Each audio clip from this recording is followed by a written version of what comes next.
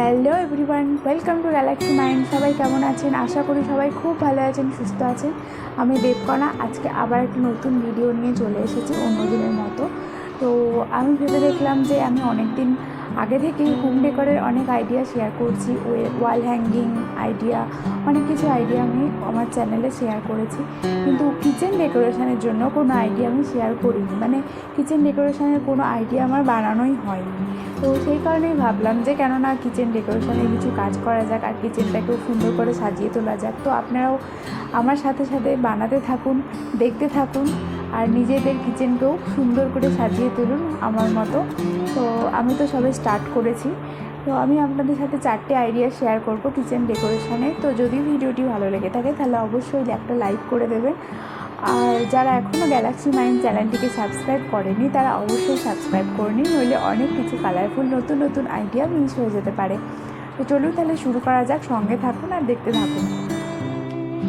তো প্রথমেই দেখুন আমি একটা কার্ডবোর্ড নিয়ে নিয়েছি, আর কার্ডবোর্ডটাকে এরকম একটা শেপ করে কেটে নিয়েছি আমার কিচেনের জন্য।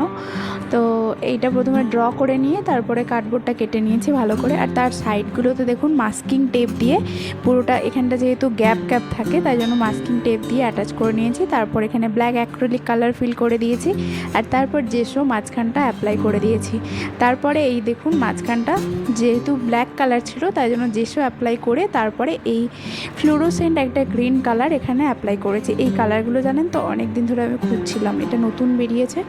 তো এই অ্যাক্রিলিকেরই ফ্লোরোসেন্ট কালার, দোকানে এগুলো পাওয়া যাচ্ছিল না, আর অনলাইনেও অনেক ডেলিভারি চার্জেস দেখাচ্ছিলো, তাই কিনতে পারছিলাম তো অ্যাট লাস্ট একটা শপিং মলে দেখলাম এটা রয়েছে স্পেন্সার। তো দোকান থেকে পেয়ে তো আমি খুব হ্যাপি হয়ে গেছিলাম। যাই হোক, অ্যাপ্লাই করে আজকে আরও বেশি হ্যাপি। তো এরপর আমি কিছু ডেকোরেশন করে নিচ্ছি এই সাইডগুলো, তো যাতে দেখতে ভালো লাগে। এইভাবে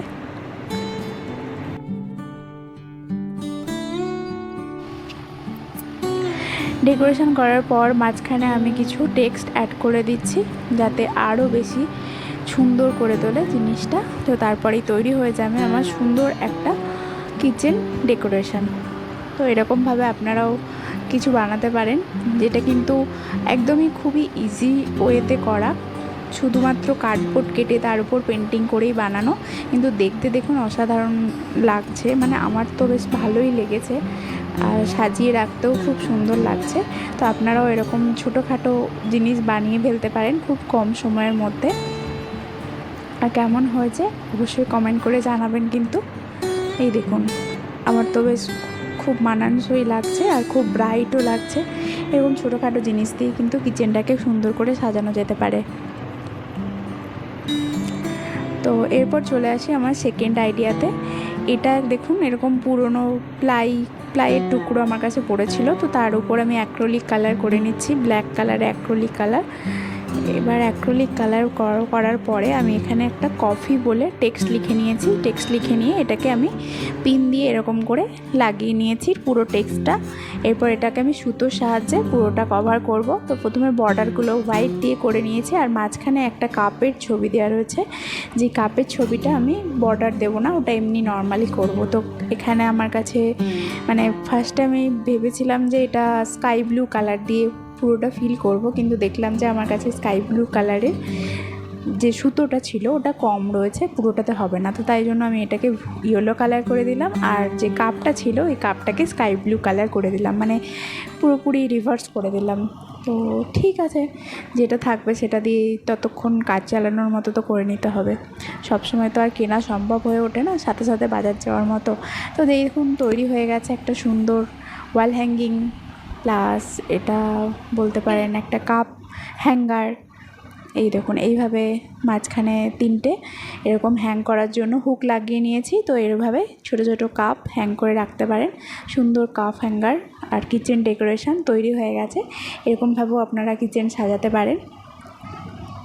এটা আমি এখানে ছবিটা তুলেছি, কিন্তু আমার কিচেনে এখনও এটাকে ড্রিল করা হয়নি, তাই জন্য এখানে লাগিয়ে ছবি তুলেছি।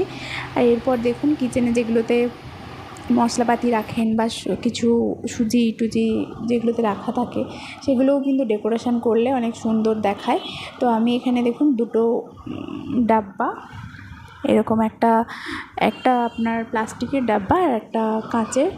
তো এই বক্সগুলোকে আমি এরকম প্রথমে জেসো অ্যাপ্লাই করে নিয়েছি। জেসো দিয়ে ফিল করার পরে প্রথমে জেসো না অ্যাপ্লাই করে, এটা যেহেতু অয়েলি যে সারফেসটা হয় সেটা অয়েলি হয়, সেই জন্য ফার্স্টে একটা এরকম জেসো টাইপের একটা পেস্ট ইউজ করতে হবে, নইলে কিন্তু এই যে অ্যাক্রিলিক কালারগুলো দিচ্ছি ওই অ্যাক্রিলিক কালারগুলো কিন্তু এর মধ্যে ফুটবে না। তো দেওয়ার পরে আমি এখানে কিছু ডেকোরেশন করে নিচ্ছি, দুটোতে আলাদা আলাদা ডেকোরেশন করেছি। এই দেখুন এখানে একটা অন্যরকম ডেকোরেশন করেছি, আর ওটাতে একটু ফেস টেস দিয়ে ডেকোরেশন করেছি। এর একটু আইসক্রিম টাইপের দেখতে হয়েছে, বেশ সুন্দর। এই দেখুন, আর মাঝখানে যেটা দেখতে পাচ্ছেন না, ওটা আমার কালার বেঁচে গেছিলো, তাই জন্য ওটা অনেক দিন আগেকার করা ছিল, তো ওর মধ্যেও আমি ওই যে কালারটা ছিল ওটাই ইউজ করে নিয়েছি। আর এইটা দেখছেন যে এই শিশিটা, এটা আমি আগেই শেয়ার করেছিলাম, তো এটা যদি দেখতে চান ফুল ভিডিওটা আমি লিঙ্ক ডেসক্রিপশানে দিয়ে দেবো। এরপর দেখুন এরকম একটা কার্ডবোর্ডের বক্স নিয়ে নিয়েছি, ইউজফুল পুরনো যে কার্ডবোর্ডের বক্স যেটাতে পার্সেল আসে। তো বুঝতেই পারছেন এটা ফ্লিপকার্টের একটা বক্স। তো এই বক্সটাকে সুন্দর করে সাজিয়ে নিচ্ছি।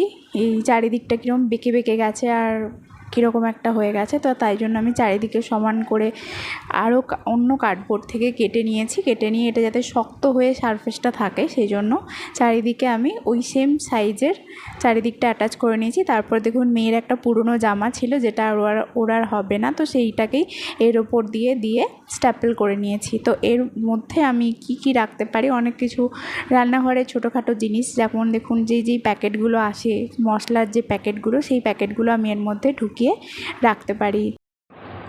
তো আজকের মতো ভিডিওটি এই পর্যন্তই, আবার দেখা হবে অন্য কোনো ভিডিওতে।